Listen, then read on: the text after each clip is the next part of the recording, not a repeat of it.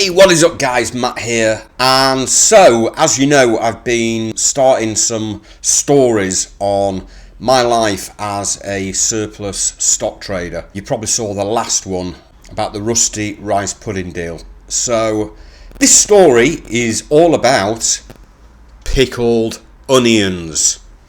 Pickled onions, you're probably thinking, what kind of story would Matt have about pickled onions?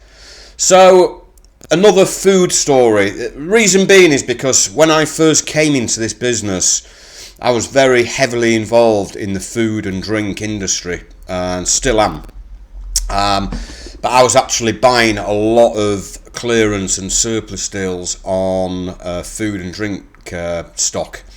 So one day we got a call from a company overseas, and if I remember rightly, it was a company in Eastern Europe. And they offered us some jars of pickled onions, big jars of pickled onions. We got the picture through, I think on fax, and it was a jar of pickled onions. And I said to my colleague, I says, have you noticed there's no label on the jar? There's like nothing at all. It's just a plain jar of pickled onions. And I thought that's going to be a tricky one, and it was about a truckload of stock. How we're gonna get involved in a truckload of pickled onions from abroad with no labels on them whatsoever? That's going to be a hard sell to anyone. So we messaged them back and said, look, you know, we're interested, but there's no labels on whatsoever. Now, obviously, quick thinking, if you're in that game, you know that there are ways of actually getting it labelled up. Obviously, you've got to work in your costs of doing that. But we started looking at the costings of getting these jars of pickled onions labelled up. As it happened, the company that offered us the stock, they were able to actually arrange to put a label on the jar for us. So they replied back and says, well, what kind of label do you want? What sort of label are you looking for?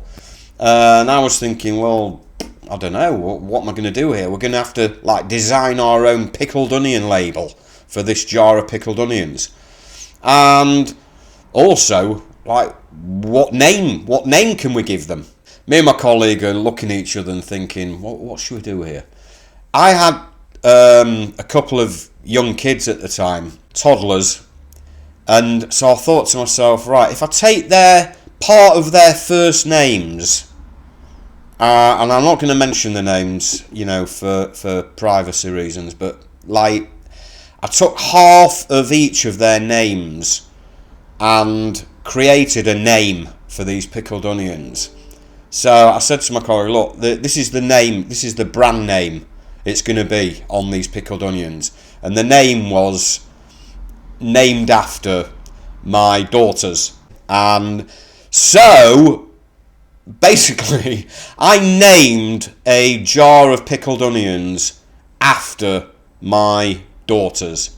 The brand name of these pickled onions were named after my young daughters. And I always thought I should have kept a jar to show them when they were older, but God knows, you know, obviously I didn't.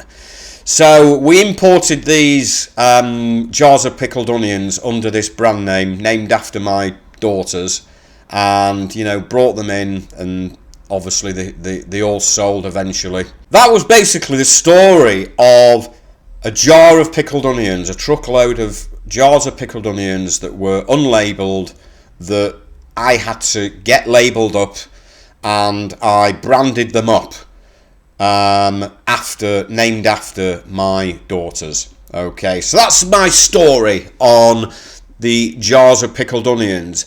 Next time, guys, I'm going to tell you a story which will blow your minds, and it's the story about when I slept overnight in a Sainsbury's supermarket. It actually might have been a couple of nights, thinking back. It was either one or two nights, but I slept over in a Sainsbury's supermarket, okay, and you're probably thinking, how is that possible?